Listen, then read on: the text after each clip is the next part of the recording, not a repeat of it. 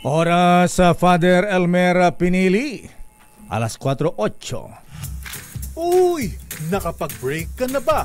Nakapag-relax ka na ba? Saan ka man nagtatrabaho, mapa-opisina man o work from home o mula mismo sa pwesto, sasabayan namin ang break time mo. Sasabayan namin ng mga balita at komentaryo, mga panayam ng mga taong viral ngayon. DZRH Break Time!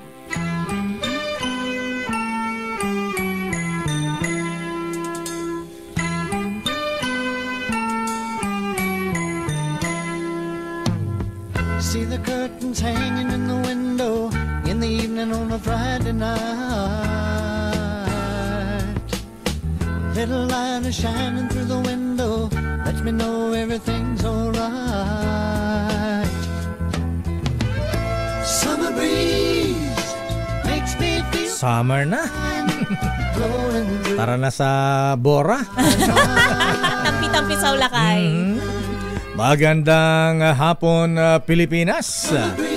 Ako po si Deo Macalma. Ako naman, Thea Pecho Corpuz. At narito ang headlines ng ating mga balita ngayong araw ng Lunes, 24 ng buwan ng Marso. At sa ating mga headlines, naku, bad news mga kuya. Presyo ng petroleum products sa tataas bukas, walang hiya. Megit piso itataas sa presyo ng gasolina at 40 centavos naman sa diesel bawat litro. Ito na ba sinasabi natin? Chinuchubibo na naman tayo.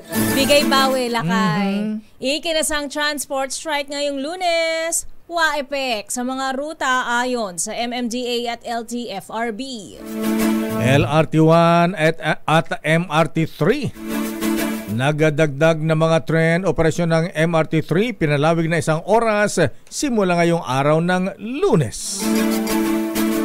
Palasyo kay Vice President Sara Duterte, malayo kay dating Senator Ninoy si dating President Rodrigo Duterte.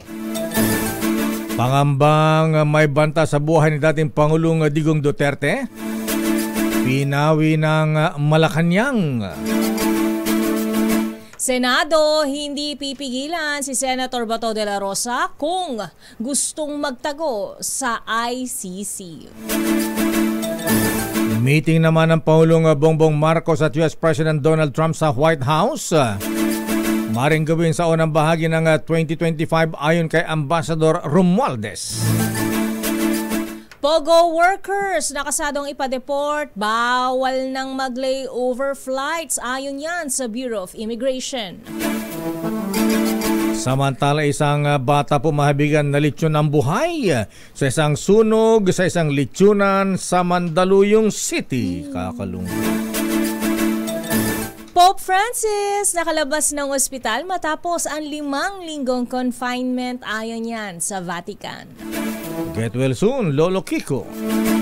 At eto na ang masamang balita mga kuya. Kasado na bukas ang panibagong oil price increase. Batay sa anunsyo ng mga oil company sa may taas na presyo na 1 peso and 10 centavos kada litro ng gasolina. Habang sa diesel naman mga kuya ay tataas naman ng 40 centavos. At maging sa kerosene. Ayon sa Department of Energy Oil Industry Management Bureau, ang pagtaas ng presyo ng langis ay epekto raw ng tensyon sa gitnang silangan at bagong consumption action plan ng China at pagbaba ng inventaryo ng Estados Unidos. Samantala, hindi ramdam sa Metro Manila ang transport strike ngayong araw. Batay sa monitoring ng MMDA Command Center, nananatiling normal ang sitwasyon sa mga lansangan kahit sa rush hour.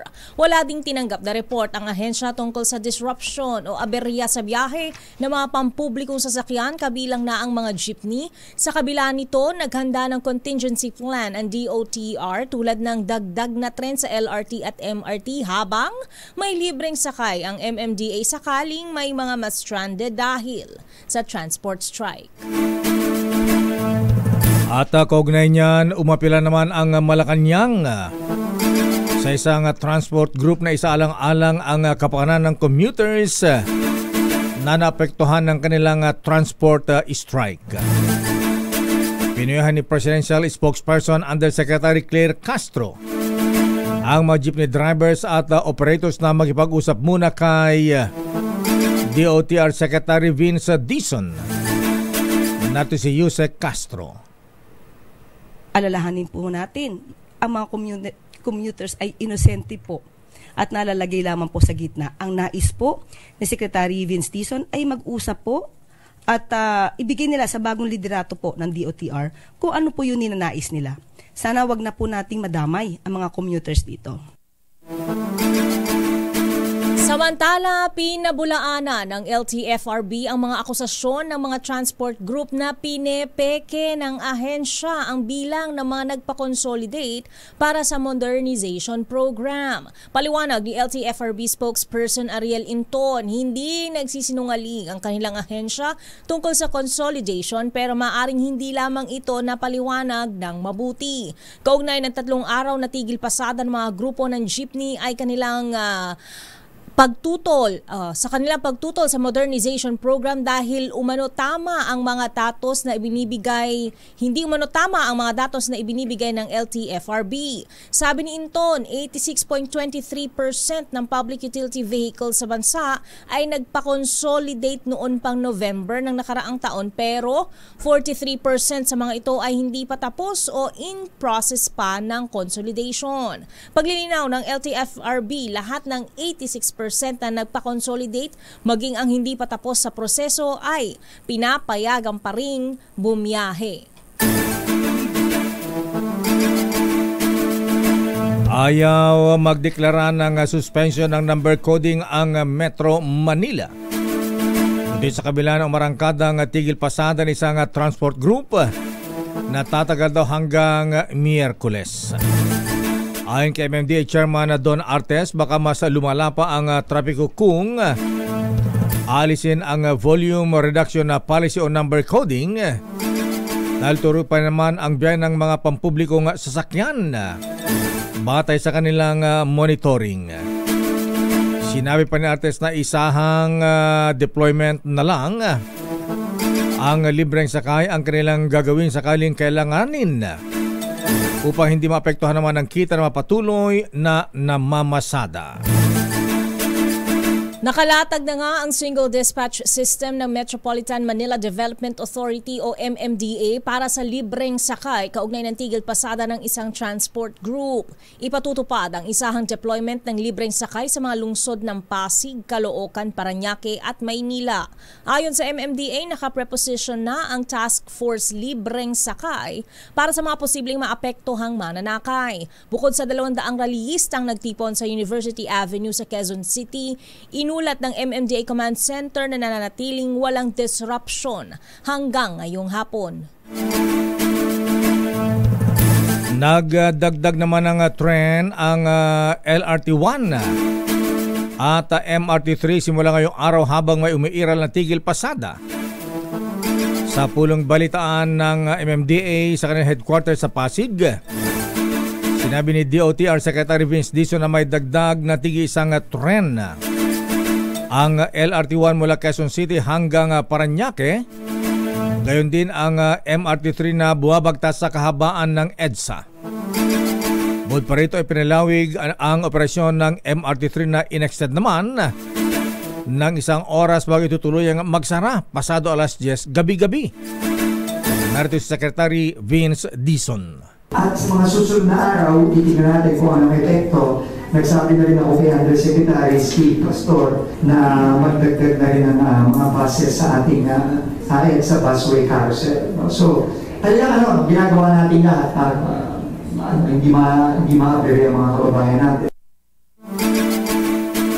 Kaugnay ng balitang yan, pinalawig ng 1 oras ang biyahe ng MRT3 umpisa ngayong araw. Ayon sa Department of Transportation, ang extension ay ipatutupad mula Lunes hanggang Biyernes. Bukod rito, magdadagdag din ng tren ang MRT3 tuwing peak hours upang matugunan ang pagdagsa ng maraming pasahero.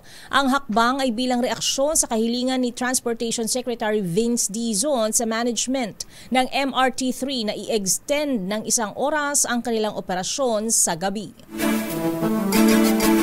Bukas naman ang Department of Transportation sa ilang mga pagbabago sa Public Transport Modernization Program. Ayon kay DOTR Secretary Vince Dizon, maglalabas sila ng solusyon sa loob ng 2 linggo para tugunan ang ilang concerns ng transport group. Aminado ang kalihim na maliwanag na may mga issue na kailangang maresolba. Kaya bukas sila sa anumang mga pagbabago. Sinabi pa niya na meron lang 40% ng public utility vehicles ang naaprubahan para sa consolidation bilang parte ng modernization program. Samantala, nakahandang tumulong ang Philippine National Police o PNP sakaling kailanganin ang kanilang pag-alalay sa 3 araw na tigil pasada ng isang transport group. Ayon kay PNP spokesperson Police Brigadier General Jean Fajardo, 1,469 ang sasakyan na pwedeng magbigay ng libreng sakay at nakahanda rin umano ang higit 48,000 na tauhan ng PNP para rumisponde sa transport strike. Ngunit nananatili umanong generally peaceful ang araw at walang untoward incident na naitala ang pulisya hanggang kaninang bago magtanghali. Nanindigan naman ang NCRPO na pananatilihin nito ang maximum tolerance sa mga magkikilos protesta sa Metro Manila.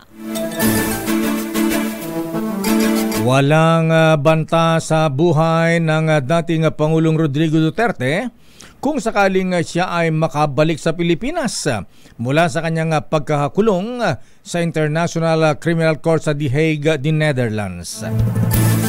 Tugon ito ng Malacanang sa pahayag ni Vice President Sara Duterte na baka daw matulad ang kanyang ama kay dating Senador Benigno Ninoy Aquino na napatay o pinatay pagdating sa NAIA. Ayon kay Palace Press Officer Yusek Claire Castro, nakapagtataka kung saan nanggaling ang umano'y banta sa buhay ng dating Pangulong Duterte. Sinabi pa ni Castro na wala itong katotohanan at kailangan ng mga ebidensya bago magbitiw ng ganitong mga statement. Narito si Yusek Castro. Saan po ba nakukuha itong mga kwento na ganito? Saan po nakukuha ang pagkukumpara kay dating Ninoy Aquino? Saan nakukuha yung mga threats? As a matter of fact, hanggang ngayon, yung sinasabing threats kay VP Sara, hindi pa rin po na ipapakita sa NBI at saka sa PNP. So saan lamang po ito nakukuha? Kailangan po natin kasi ng mga materyales, ng mga ebidensya bago po magsagawa ng ganitong mga klaseng statements. Wala pong katotohanan yan. Mga kaibigan, baka diretso na ako sa kulungan. At hingiin ko lang sa inyo, bumisita kayo sa akin. Magdala lang kayo ng chicken sandwich. Yan ang paborito ko. That is a freedom of expression. Samantala, sariling desisyon ni Senator Ronald Bato de la Rosa kung sakaling ituloy niya ang inihayag niyang pagtatago oras na may lumabas na warrant of arrest mula sa International Criminal Court. Ayon kay Senate President Cheese Escudero, sakali mang magtago ang senador ay hindi ito ang unang pagkakataon. Sinabi pa ni Escudero na hindi pa sila nakakausap ni Senator de la Rosa kasunod ng pabago-bago nitong pahayag kaugnay sa kinakarap niya ang kaso. Una na rito ang sinabi ni Senator Bato na kabilang sa kanyang opsyon ay ang magpakanlong sa Senado sakaling may lumabas na warrant mula sa ICC hanggat hindi nauubos ang kanyang legal remedies. Narito ang pahayag ni Senate President Escudero. Desisyon niya yan at kung sakasakali, hindi ito ang unang pagkakataong mangyayari yan. Nandito na rin kayo, kung maalala nyo, nung naganap yan sa isang incumbent na senador sa katauhan ni Senator Ping Lacson, kung saan pumigit kumulang 14 na buwan siya na nagtago hanggat hindi pa lumalabas yung resulta ng kanyang kaso sa Korte Suprema para ika nga ma-exhaust niya yung kanyang legal remedy sa Korte. Sa dulo nga, kinatigan siya ng Korte Suprema, in-strike down, kung maalala niyo, yung warrant of arrest, at nung in-strike down yon, doon lamang siya muling lumabas at nagpakita. Babalikan natin ang ilang pang detalye ng ating mga balita. Meeting ni Pangulong Marcos at President Donald Trump sa White House. Posibleng mangyari ngayong unang bahagi ng taon ayon kay Ambassador Babes Romualdez. At ang mga POGO workers na ipapadeport ng Bureau of Immigration, hindi na papayagang magkaroon pa ng mga layover flights para sila ay makatakas. Samantala, malungkot na balita mga kuya, isang bata na litsyon ng buhay sa isang sunog sa isang litsunan sa Mandaluyong City. Ang detalye ng mga balitang yan sa ating pagbabalik sa ating palatuntunang Break Time. RH Break Time. Oras Mr. Cesar Lee, Mr. Michael is my guy, Dr. Alan Racho, alas 4:24. Ang oras na Break Time. Standby sa ating mga reports. Standby let Narciso, ano ang latest sa Malacanang? Anong ginagawa ng Pangulong Bongbong Marcos ngayon? Standby Raymond at Paz mula sa Senado. Standby Manang Milky Sikoya Rigunan. Babati muna tayo ng happy birthday nga. Ay birthday ni Judge ngayon. Happy birthday Kuya nga Judge Naragsak nga Panagkasangay. Kuya nga Judge Victor Kumiga ng Cagayan. Binabati ng mga brethren at mula kay Kuyang subang bumabati rito De Asis, Doming De Asis. At happy birthday din kay Attorney Jojo Bondok Pacquiao. Aba, ito yung lawyer ni Senator Manny Pacquiao. Attorney Bondok, alaba tayo dyan. At happy birthday din kay Noble Ricky Kaasim mula kay Ateng Ria. At kay Ed Cargaboso ng Las Piñas Rotary Club. Happy birthday din kay Giselle Ricafort para bukas. Ba? At happy birthday pa kay Dave Pahilga Yamsuan. Pagbati mula naman kay Brian Yamsuan Tambunting. Ay, hindi pala. Yamsuan lang. Happy birthday Fiscal Melbert Brad at kay Didet Dangilan at kay Kuyang Ramon Cruz. At para po sa mga nais sumali sa photo contest ng Philippine Amusement and Gaming Corporation, bago siya manalo ng limpak-limpak na salapi, inaanyayahan kayo ng PAGCOR na sumali sa PAGCOR Photography Contest 2025. Ito ay may temang Infrastructure for Economic Development. Ayon kay PAGCOR Chairman and CEO Alejandro Tenco, layo ng photo contest na ito po ngayong taon para ipakita ang mahalagang papel ng mga proyektong pang-infrastruktura katulad na lamang ng mga highways, tulay na hindi bumabagsak, mga seaports, airports at iba pang pag-unlad ng ating ekonomiya. 8 grand winners ang pipiliin ng PAGCOR. At ito ay may 3 kategorya, ang conventional, mobile at drone. At para sa karagdagang detalye, mag-log on lamang o puntaan ng kanilang website www.pagcor.ph/photocon 2025/index.php. Oras sa Doktora Evelyn Laureta, alas 4:32. RH Break Time. Oras sa Miss Thea. Ganap ng alas 4:35. Balikan natin ang mga balita, ang mga reports. Pero bago ang mga yan, nasa ating linya ang first nominee ng One Pacman Party List, ang dating football player. Ito ba ay siya ba ang Lady Messi or Neymar ng football? Dito sa Pilipinas, si first nominee Milka Romero. Ma'am Milka, magandang hapon. Magandang hapon po, Sir Deo at Ms. Thea at lahat po na nakikinig sa break time. Curious lang ako, nung kayo ay football player, naka-ilang goal po kayo? Over 20 years experience na po ako bilang isang atleta. Naglaro rin po ako sa national football team. And sa UAAP rin. Oh. Kaya hindi ko na mabilang. Nakarami-rami yan, lako. Tagal eh. Siguro lakas mong sumipa, ano? Tama po. Ayoko subukan lakay. Anyway, Mama Milka Romero, kayo pala ay nagpunta sa Tagbilaran City kamakailan at nakasama si Senator Manny Pacquiao. Ayan, kumusta po ang inyong pag-ikot doon at kumusta ang inyong pagtataguyod ng sports? Opo, kahapon po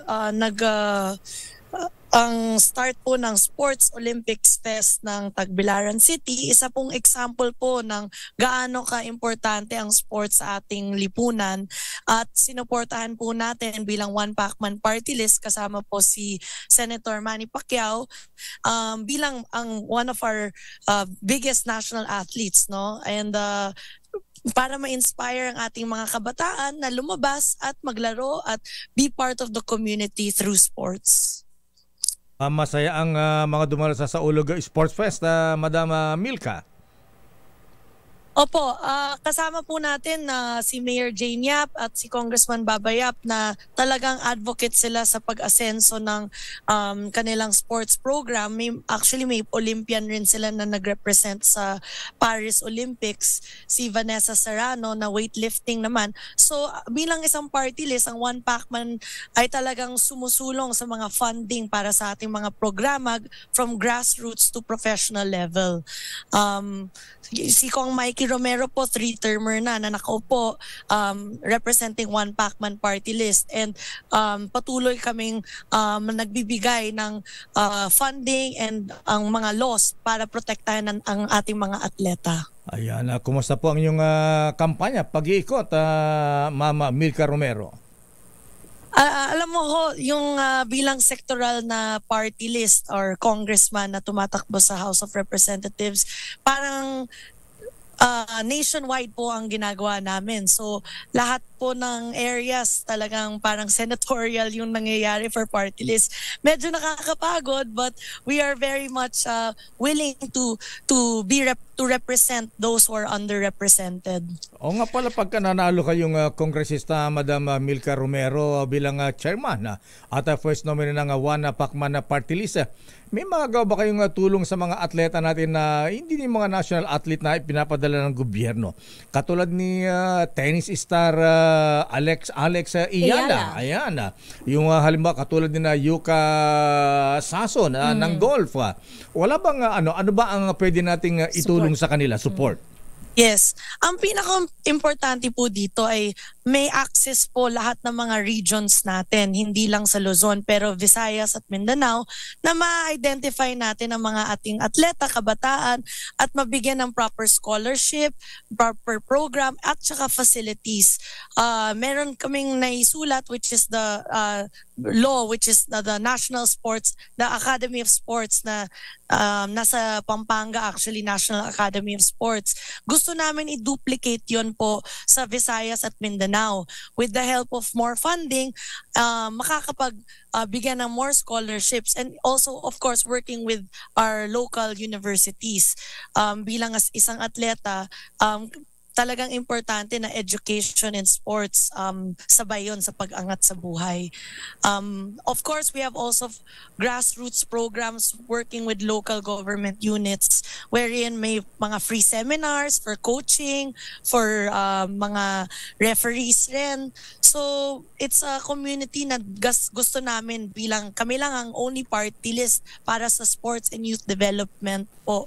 Kaya gusto namin talagang palakasin ang loob ng bawat batang atleta na may kakayahan. Ma'am Milka Romero, maraming salamat. Magandang hapon. Thank you. Maraming salamat po at number 22 po tayo sa Balota One Pacman Party List. Thank you. Samantala, higpitan ng otoridad sa bansang The Netherlands ang mga supporters ng dating Pangulong Digong Duterte matapos siyang dalhin sa ICC. Ito lang kinumpirma ni Senator Robin Hood Padilla sa kanyang Facebook Live habang siya ay nasa The Netherlands. Pakiusap ni Senator Padilla sa mga supporters ng dating Pangulong Digong na kailangan nilang magdagdag ng pangunawa dahil hindi na sila pinapayagang makalapit sa gusali ng ICC sa The Hague.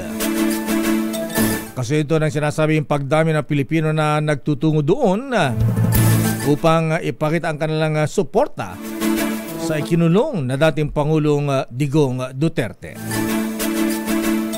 Samantala, dumistansya ang Malacanang sa hindi pagbanggit ni Pangulong Ferdinand Marcos Jr. kay Senator Amy Marcos sa huling campaign rally ng Alyansa para sa Bagong Pilipinas sa Cavite at Laguna noong nakaraang linggo. Sa press briefing, sinabi ni Palace Press Officer at Presidential Communications Office Undersecretary Claire Castro na mabuting hintayin na lang ang susunod na campaign rally para malaman kung anong ibig sabihin ng Pangulo. Narito ang pahayag ni Castro. Kakasabi lang po sa atin ay maliwanag po ang kanyang sinabi at hintayin na lamang po ang susunod na mga rally para malaman po natin kung ano po ba yung ibig niya talagang sabihin dito. Ipinauubaya na rin ng Malacanang kay Alyansa Campaign Manager Toby Chanco kung mananatiling parte ng senatorial slate ng administrasyon si Senator Amy Marcos. Sa ngayon, wala pa umanong impormasyon si Yusek Castro kung nakapag-usap na ang magkapatid na Marcos matapos imbestigahan ng komite ni Senator Amy ang pag-aresto kay dating Pangulong Rodrigo Duterte. Samantala, ipinanawagan naman ni Senator Lito-Lito Lapid-Lapid ang mabilis na aksyon para makamit ang hustisya sa pagkamatay ng isang dalagang Slovak national sa Boracay. Ayon kay Senator Lapid-Lapid na sang chairman ng Senate Committee on Tourism, mahalagang malutas ito upang mawala ang pangamba sa kaligtasan ng mga turistang nagpupunta sa Boracay. Hinimok din ni Lapid ang mga kalalakihan na maging huwaran sa pagbibigyan ng proteksyon sa mga kababaihan lalo sa anumang uri ng pang-aabuso. Si Senator Lapid ay author ng Magna Carta for Women na nagbibigay ng pantay na proteksyon at oportunidad sa mga kababaihan. Samantala, maaaring bumisita si Pangulong Ferdinand Marcos Jr. sa White House upang makipagpulong kay US President Donald Trump sa mga susunod na buwan.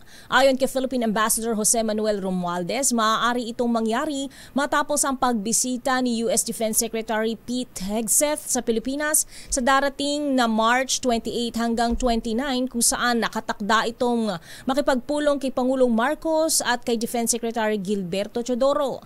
Naunang sinabi ng US Department of Defense, bibisita ng Pilipinas si Hegseth upang isulong ang mga layuning pangseguridad sa mga pinuno ng Pilipinas. Sinabi rin ni Romualdez na nakatakdang bumisita sa bansa si US Secretary of State Marco Rubio sa Abril. Hatawin natin ang mga reports mula kay Let Narciso mula sa Malacanang. Ang palasyo rumesbak. Aba, paanong resbak yan, Miss Let? Rumesbak ang Malacanang sa pasaring ni Vice President Inday Sara Duterte Carpio na dapat na raw mag-resign ang Pangulong Ferdinand Bongbong Marcos Jr. batay sa panawagan ng ilang Pilipino sa The Netherlands. Aris 14, Let Narciso please come in. Let. Lakay Mistea, sino daw ba ang makikinabang kapag nagbitiw si Pangulong Ferdinand Marcos Jr.?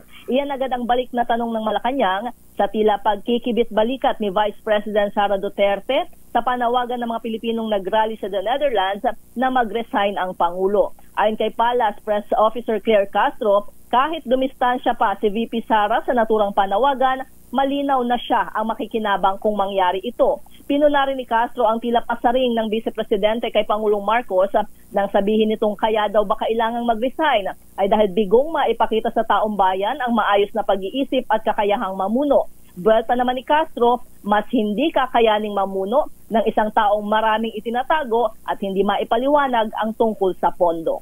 Narito si Yusek Castro. Kung pinag-resign po nila ang Pangulo, sino po ba ang makikinabang? Kahit sabihin po ni VP Sara o kayo nagsabi niyan, siya pa rin po ang makikinabang.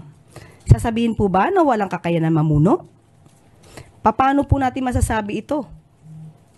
Kung ang pinapailal po natin ay ang batas. At very transparent po tayo sa anumang mga transaksyon. Hindi po mas kakayanin ng isang tao na mamuno, na maraming inililihim, maraming itinatago, at hindi nagpapakita ng anumang dokumento, more particularly about the funds. Si PCO Undersecretary Claire Castro. Ito si Let Narciso para sa DZR. Yes, Lakay. Kumusta nga Pangulong Marcos? May oath-taking, maya-maya Lakay ang sino? Mga taga-BARM. Miyembro ng Bangsamoro Lakay. Ayan, pero kaninang umaga ay walang nabanggit kung anong aktibidad ng presidente, so malamang ay meron siyang private meeting. Ayan, itanong niyo sa mga Malacanang press call sa presidente mamaya kung anong gagawin sa mga taga-MILF na nagmamaktol ngayon dahil pinalitan yung kanilang leader, Chief Minister na si Ibrahim. Abangan natin Lakay pati yung kanyang mensahe o talumpati kaugnay nitong oath-taking na ito mamaya. Okay, maraming salamat. At saka yung dito sila nag-uusap ni Manang Aimee. Oo nga, wala ba yung sa schedule? Wala pa daw impormasyon kung nag-usap na yung dalawa, pero si Manang Aimee naman daw ang nagsabi na hindi pa sila nakakapag-usap kahit pagkatapos noong hearing na pinangunahan nitong si Senator Aimee. Ayan, di daw inaaprobahan yung request niya meeting sa Malacanang. Abangan natin Lakay sa mga susunod na araw. Kala sabi, my lips are sealed. Sino ba dapat nag-endorse nung schedule na mga ganyang appointment Lakay? Tanong natin kay Let. Maraming salamat Let. Good afternoon. Balik sa inyo Lakay at Miss Thea. Samantala, Armed Forces of the Philippines, wag nang idamay sa bangayan sa politika ayon kay Senate President Cheese Escudero. Idetalye mo ang balita, RH28 Raymond Dadpaas. Raymond. Ms. Thea, Mayor, mas makabubuti sa bansa kung wag nang idamay ang Armed Forces of the Philippines sa nangyayaring bangayan sa politika.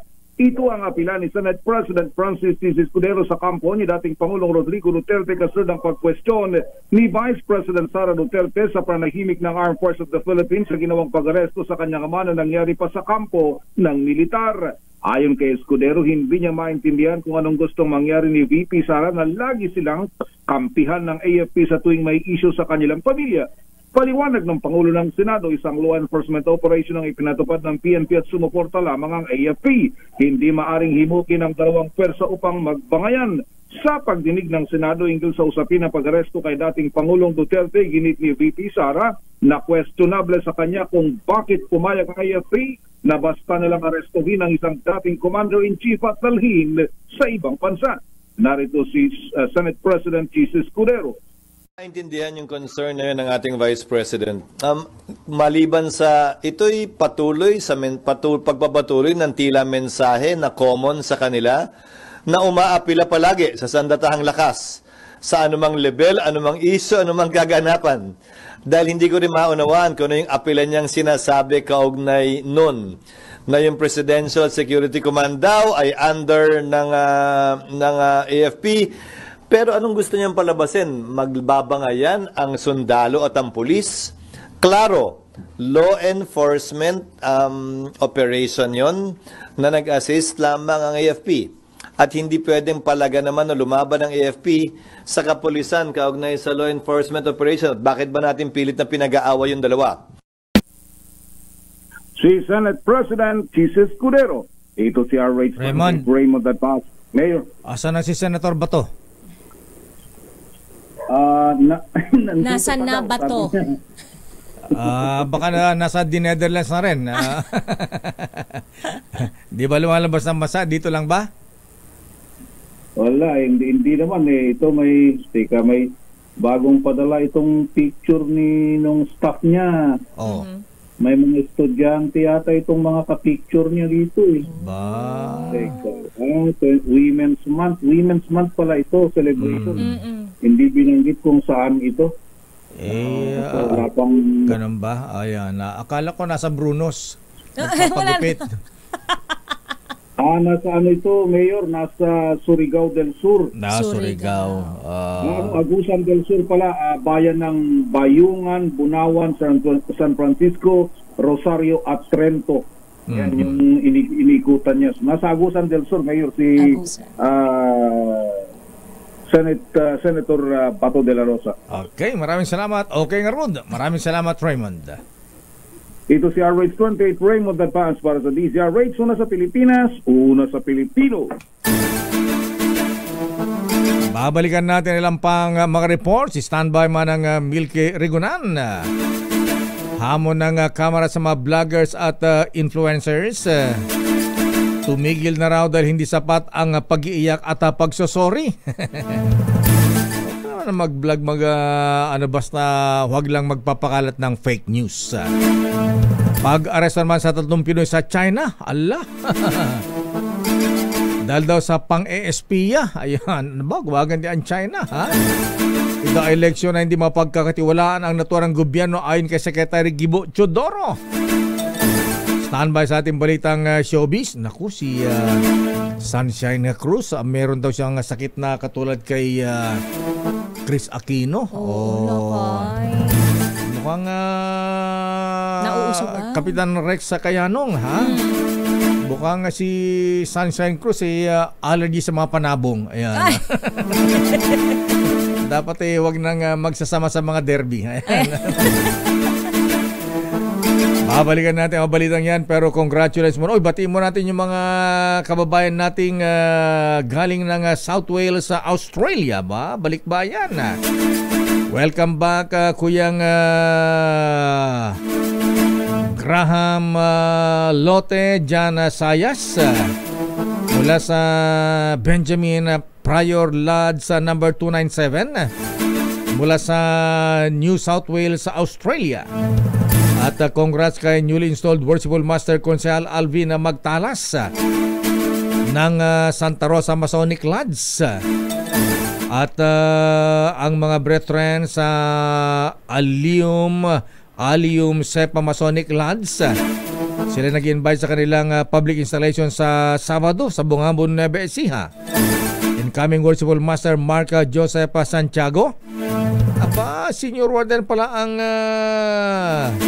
Onion Magnate General Moises Pagaduan at Junior Warden Romar Cambri. Ganon din ang mga brethren sa TM Kalang Masonic Class 136.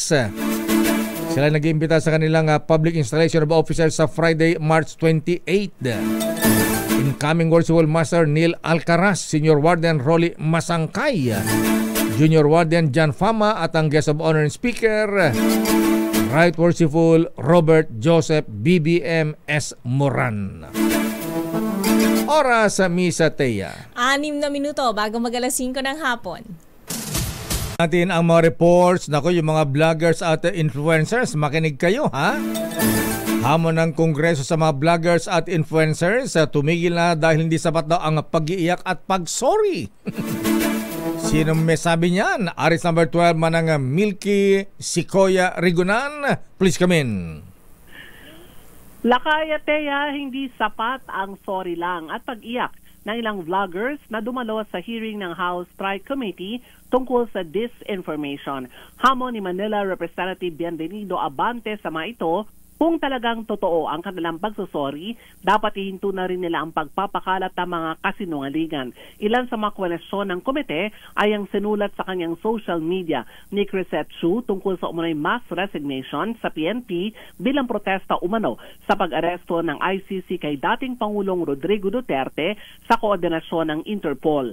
Todo naman ang emote ni MJ Kiambao ng pagalitan ni Abante sa sinulat nito na hoax o peke daw ang libu-libong namatay sa Duterte drug war. Di rin binalagpas ng komite ang isa pang lalaking vlogger na noong una ay dumidepensa pa pero biglang huli inamin na imposible nga naman ang claim ng China sa kanila ang Palawan maging ang portion ng Luzon. Gate Abante, chairperson ng House Committee on Human Rights. Ang freedom of speech ay hindi ibig sabihin malaya rin silang mula sa kanilang pananagutan. Hinamon ni Abante ang mayto na sa halip manira, gamitin ang kanilang social media platform para maituwid ang kanilang mga maling impormasyon na ikinakalat online.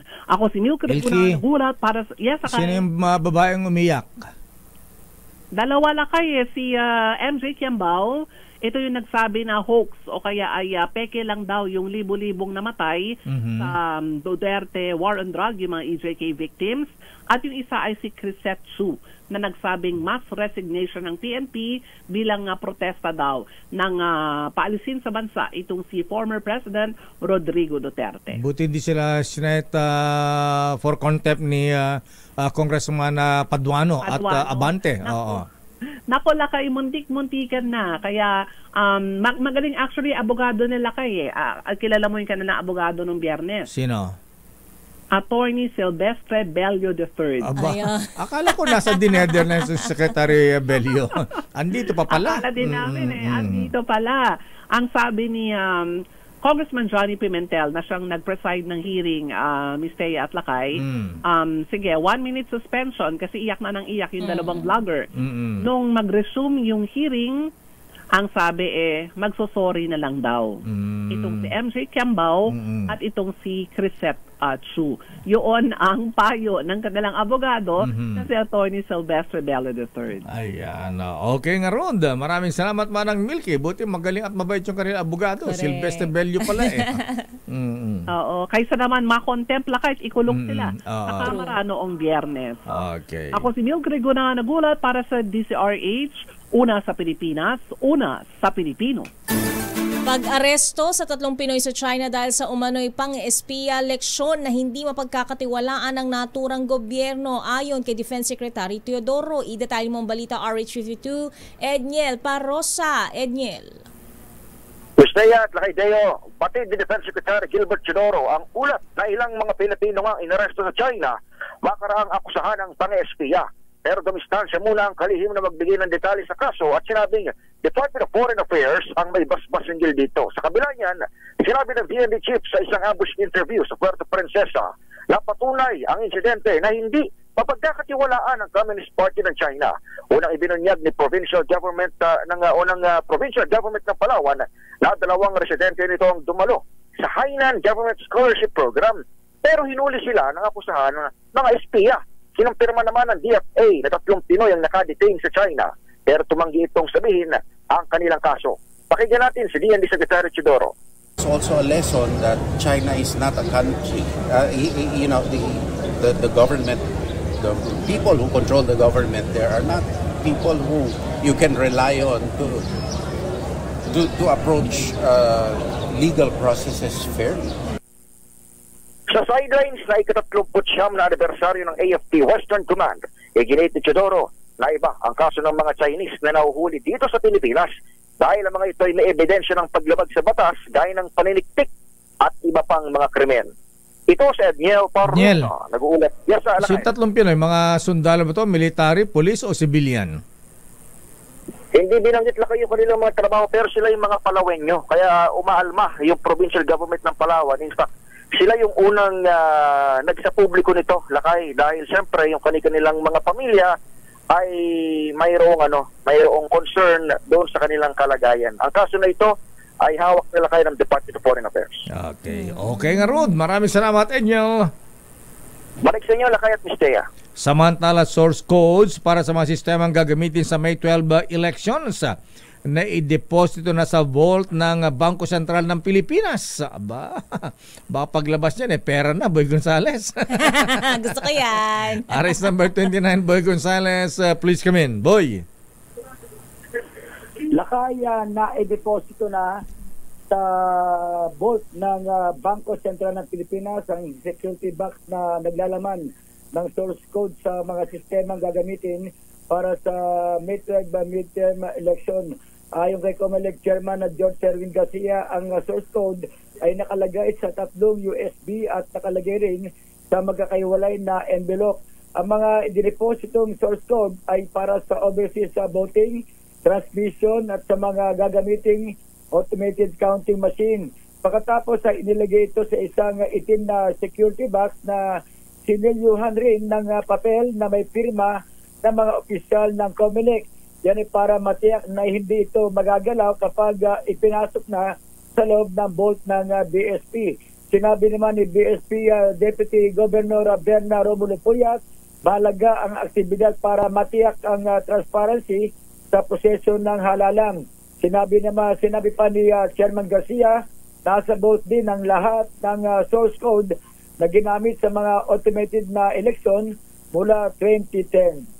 Ito si Boy Gonzales para sa DCRS, una sa Pilipinas, una sa Pilipino. Balitang showbiz sa Miss Thea. Sunshine Cruz, inaming na diagnose na may autoimmune disease. Kalintulad ba to nung kung anong meron si Chris? Itatali mo ang balita, Diyosa ng showbiz, Diyosa Cruzat. Lakay at Miss Thea, inamin ng aktres na si Sunshine Cruz na nadiagnose siya na may myasthenia gravis, isang autoimmune disease na nagdudulot ng panghihina sa kalamnan, lalo na ng talukap ng mata, pagkilos ng mata, lalamunan, leeg at braso. Sa isang Instagram post, matapang na inamin ni Sunshine ang kanyang struggle sa naging preparation niya para sa isang fashion show dahil sa iniindang sakit. Bago ang kanyang IG post ay rumampa ang aktres sa naturang event, suot lamang isang red two-piece bikini kung saan ramdam ang umaapol niyang confidence. Sexy. Sa kabila ng sakit, thankful pa rin ang aktres at kinayo niyang gawin ang event. Mensahe naman ng 47-year-old actress para sa mga kapwa niya nanay at sa Generation X members, never give up on your dreams. Sa hiwalay na IG post, nagpasalamat si Sunshine sa mga taong patuloy na sumusuporta at umaalalay sa kanya. Para sa Breaktime Showbiz, ito si Diyosa Cruzat ang nag-uulat para sa DZRH, una sa Pilipinas, una sa Pilipino. Nakita ko si Atong Ang, di pumipikit, ha? Titig na titig. Titig na titig ang Atong Ang, ha? At yan ang kabuuan nating palatuntunan ng break time. Oy, maraming salamat kay sa ating business correspondent. Magkano lakay? Mr. Michael Ismaygay, ang palitan ng dollar ngayon. Dr. Well Aguila, paring Manding Bahakan. Mr. Cesar Lee, 57 pesos and 32 centavos. Ayan. Tumaas ba? Bumaba ang halaga ng piso lakay. Ba? Kasi parang nasa 20-something centavos lang last week. Ayan. Ako po si Deo Macalma. Ako naman Thea Petro Corpuz. Susunod na mabalansyadong balita. Andiyan na ba si Henry Uri? Ha? Si Henry Uri, wala pa. Talagang dinamdaw ang pagkakulong kay dating Pangulong Digong Duterte. Ano, ha? Nagluluksa pa rin. Antabayanan, Miss K. Karen Oyong. Ang favorite ng Chinese Embassy. Bye-bye. Oras. Alas 5:08 na.